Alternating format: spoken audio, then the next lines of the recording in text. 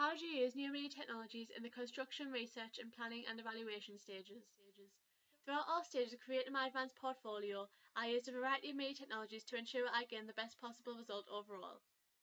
For instance, from creating my products in the post-production stage, through the manipulation of images using photo editing software, to how I logged my research and planning, my progress, including time management, and finally my evaluation, ensuring them all to be media rich.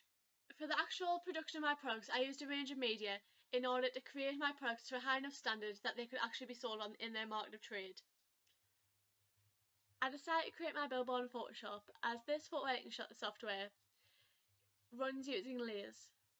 There's also the fact that it has a toolbar which ranges in a variety of tools that would allow me to enhance my image in order for it to attract the audience. The main image I used being the Dodge tool.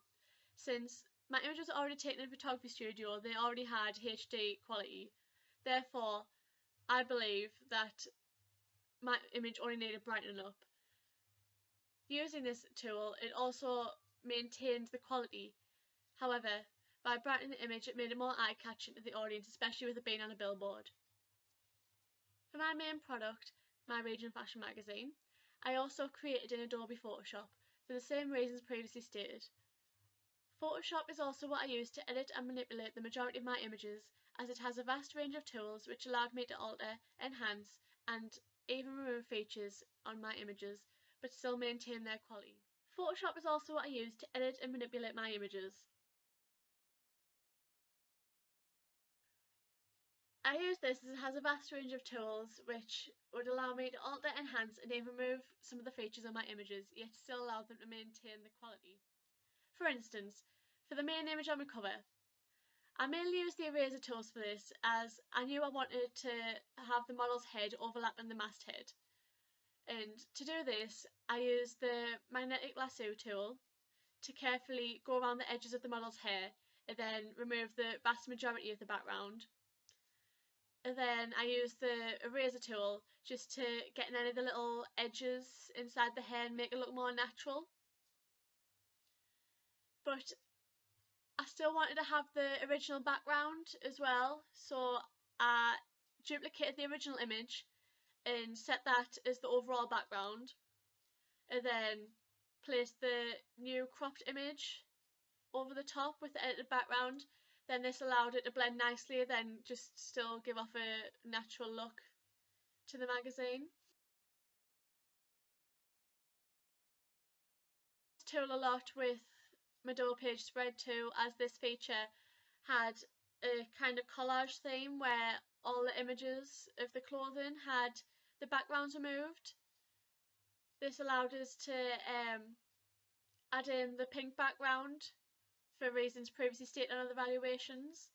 I also used the paint tool to manipulate the main image by changing the model's eye colour. To do this, I firstly created a new layer, then chose the colour of shade of blue I wanted, and then carefully coloured around the eyes, and then used the opacity tool to tone down the harshness of the blue and blended in well with the previous colour. I then frequently use the blemish and patch tool on all of my images really to erase any imperfections and smoothing out any uneven skin tones. This also gave them the Photoshop look, which is very in these days with fashion. I also use a site ribbit, which is an online application used to edit images. I mainly use this site just to do the final touches of my images, such as the lip colour, enhancing the colour of the model's hair and eyeliner, lashes, that kind of thing. Nothing too major, just to make the certain features pop and stand out to the audience. I created my website using Wix. This is an online website creator which allows you to easily create a website with the codes automatically being done for you as you edit the site. I did try to use Dreamweaver, however I found it quite difficult to use and confusing. Therefore I thought to create a website of my maximum potential, I thought Wix would be the best option. By using this site, it also allowed me to incorporate various multimedia, such as a YouTube video that I'd previously created using Animoto. This allowed me to add not only moving images to my site, but also sound, therefore making my site more entertaining for my target audience. I was also able to add multiple gifts to the website using the application Gift Maker. This gives the site an instant edge, with movement of the images being instantly shown when the audience view the web page. There is also the fact that when using Wix, they have a toolbar which allows you to add galleries and gadgets. These galleries consist of options such as a slideshow, grid and slider, all of which I've shown to you on my website. And with the gadgets, I was able to add links to social media sites. For the actual taking of my images, I also used various forms of media. For instance, the two locations where my images were taken were one mainly a photography studio and the second being a location at my local park. By using these two completely different locations, there was therefore different types of technology that were both needed and available for me to use. For instance, taking the majority of images in a photography studio, I had various equipment available for me at my disposal. I used a SLR Canon camera with a choice of lighting. I found that through using the correct setup and a beauty box in the front light, I was able to capture high definition images which are appropriate for a professional fashion magazine. For the images which I took at my local park, I used a camera that was already built into my iPhone. However, these images didn't match up to the quality that I'd previously taken in the photography studio, as they were quite blurry and pixelated when zoomed in and edited. Therefore, I only chose to use these images on my website.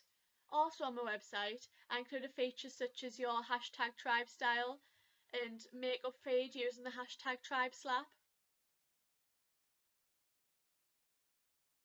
Through using these, I was able to incorporate social media, where the readers of Tribe Mag could upload their own images on the site using these hashtags.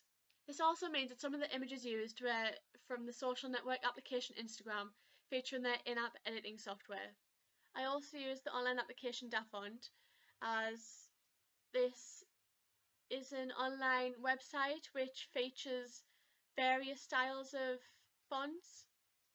I mainly use this for my website, but firstly I would save the fonts and then edit them into the colour I wished using Photoshop with the quick selection tool and then the paint tool. Then I saved them and added them onto my website. To document all of my research and planning, time management, login reduction and evaluation, I use Blogger.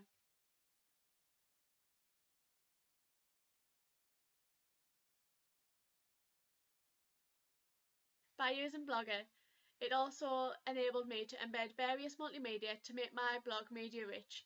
There is also the fact that Blogger has an app, which means I am able to blog anywhere on the go, anywhere I find inspiration, I can document it.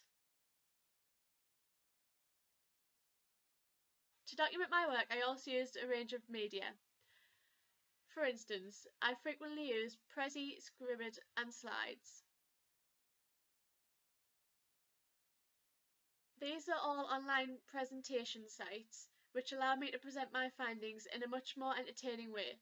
Scribd and Slides works by after you've created the presentation, you upload the document onto those sites and then they animate them for you. Where with Prezi you create the actual presentation on the site. I also use the sites Powtoon and Whister for the same reason.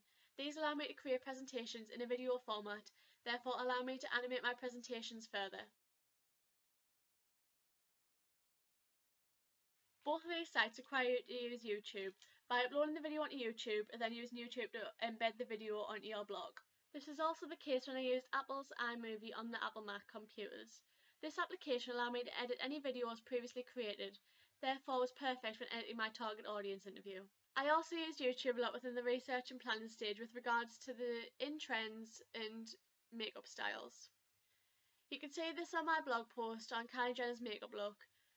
Also making my research more interesting by adding a makeup tutorial uploaded from YouTube. I also use Google Forms within my research and planning in order to create a questionnaire for my target audience. To promote this questionnaire, I therefore promote it on social network sites such as Twitter, Instagram and Facebook. Therefore, just to basically gain more responses and make my responses more accurate. I later used my Google Plus account to gain feedback on which billboard draft I should use, because I created two and then I couldn't really decide which one I preferred. Therefore, I created a poll which my target audience could look at and then vote on which one they preferred, and then using the winning billboard, therefore, as my final result. I also used Polyvore within my research just to basically see what the in trends were, makeup styles, and also colour schemes. And this also helped because I could see where the clothing I was looking at was from and the makeup was from. Therefore, if I really did like it and wanted to feature it in my magazine, then I could just go out and buy it. This is a similar reason why I use the application Pinterest. This is basically a networking site where you can go on and see what other people have posted, and then if you like the post you can pin it.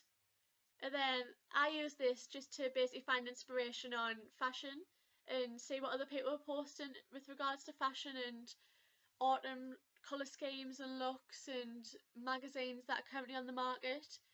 And every post that I pinned therefore shows up on my account, which are then sectioned into different groups according to what they were, such as makeup, clothes, poses for images, and so on. This is a similar reason why I use the application Pinterest. This is basically a networking site where you can go on and see what other people have posted, and then if you like the post you can pin it. And then I use this just to basically find inspiration on fashion and see what other people are posting with regards to fashion and autumn colour schemes and looks and magazines that are currently on the market. And every post that I pinned therefore shows up on my account, which are then sectioned into different groups according to what they were, such as makeup, clothes, poses for images, and so on. I also downloaded the Pinterest app as this allowed me to have a look on Pinterest any spare time I had and find inspiration for my products. I also used my phone to communicate with the models to firstly ask if they would be featured in my magazine and also what they need to wear and where they need to be and what time. I also used Microsoft Word to create the model consent form.